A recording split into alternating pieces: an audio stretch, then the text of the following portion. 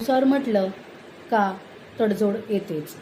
मग तो पहिला विवाह असो किंवा दुसरा विवाह. जर पहिल्याच विवाहात तुम्ही समजदारपणाने घेतलं तर तुमचा पहिला विवाह तुटणार नाही. पण जर तोच समजूतदारपणा दुसऱ्या विवाहात जर तुम्हाला आला असेल तर त्याला काही अर्थ नाही.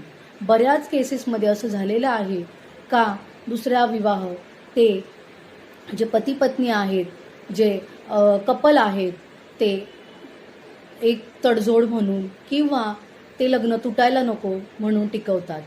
मग तेच लग्न, पहिलं लग्न असताना जर तुम्ही टिकवलं असतं तर तुम्हाला हा त्रास झाला नसता. एक मोलाचा सल्ला तुम्हाला इथे देते की जर जिथे तुम्ही पहिल्या विवाहात हक्काने राहू शकता तुमच्या पार्टनरसोबत, तसंच तुम्ही दुसऱ्या विवाहात तुम्ही तुमच्या पार्टनरसोबत तितक्याच हक्काने राहू शकत नाही. त्यामुळे पहिला विवाह टिकवा आणि तुमचा संसार सुखाने करा.